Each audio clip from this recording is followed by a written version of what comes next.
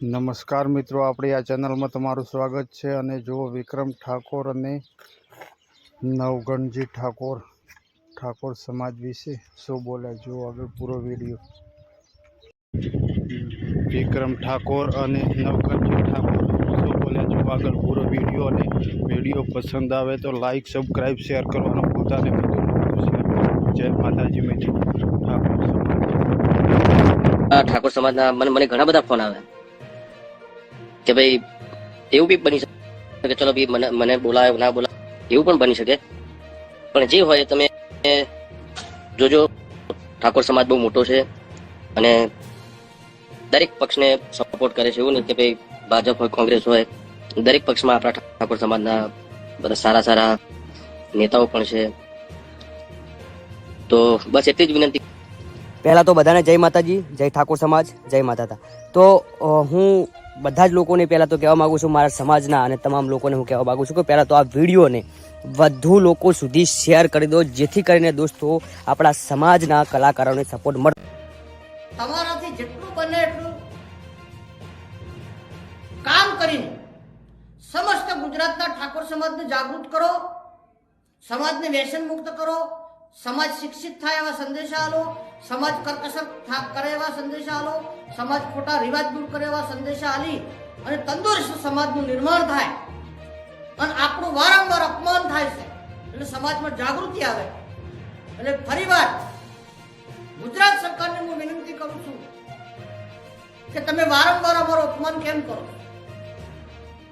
ગુજરાતની અંદર અમારી આટલી જનસંખ્યા છે, આટલા અમારા કલાકારો છે, આટલા સાહિત્યકારો છે, સતત એક પણ ઠાકોર સમાજનો કલાકારને ના બોલાવી અને સમસ્ત સમાજનું, સમસ્ત કલા જગતનું અને તમામ કલાકારોનું તમે અપમાન કરેલ છે. એટલે અમને આ બાબતે ખૂબ દુઃખ છે. કોંગ્રેસ ભાજપ તો સાઈડમાં રહ્યું, પણ કલાકારોને તો કોઈ પાર્ટી જ નથી હોતી.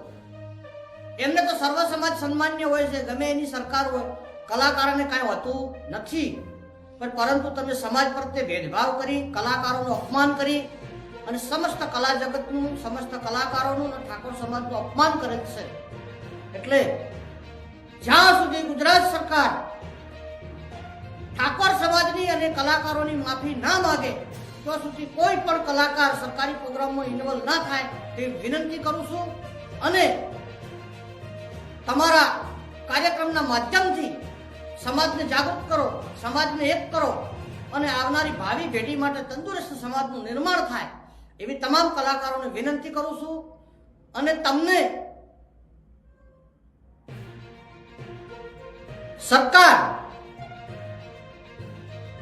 જ્યાં સુધી સમસ્ત ઠાકોર સમાજના કલાકારોની માફી ના માગે, સમસ્ત ગુજરાતના ઠાકોર સમાજની માફી ના માગે ત્યાં સુધી એક પણ કલાકાર ગુજરાત સરકારના કાર્યક્રમ હાજરી ના આવે તો વિનંતી કરું છું. મારી વિચારધારા યોગ્ય લાગે તો હર પરિવાર સુધી મોકલી આપજો. અને સાથે સાથે ઠાકોર સમાજની પણ વિનંતી કરું છું કે એક સમાજ એક રિવાજ, સમાજનો પૈસો સમાજમાં રહે. એટલે કોઈ પણ કાર્યક્રમ હોય, કોઈ પણ પ્રોગ્રામ હોય કે કોઈ પણ દોઢિયા રાસનો પ્રોગ્રામ રાખો, ડાયરો રાખો, સામાજિક પ્રોગ્રામ હોય તો ફરજિયાત ઠાકોર સમાજના કલાકારોને બોલાવો તો આપણો પૈસો આપણી સમાજમાં રહે. અને હંમેશના માટે ઠાકોર સમાજના તમામ કલાકારો સમાજનો કોઈ પણ પ્રોગ્રામ હોય તો દોડીને આવે છે, ફ્રીમાં કરી આલે છે. એટલે સમસ્ત સમાજને હું વિનંતી કરું છું કે સમાજના પ્રોગ્રામની અંદર સમાજના કલાકારોને મોટા કરો, એમને આગળ કરો અને ફરજિયાત એમને બોલાવો. બને તો સુધી અન્ય સમાજના કલાકારોને બોલાવવાનું ટાળો એ વિનંતી કરું છું. આપ સૌને મારી નવગણજી ઠાકોરના પ્રણામ અને વંદન. અને વિશેષમાં આ સદર કાર્યક્રમની અંદર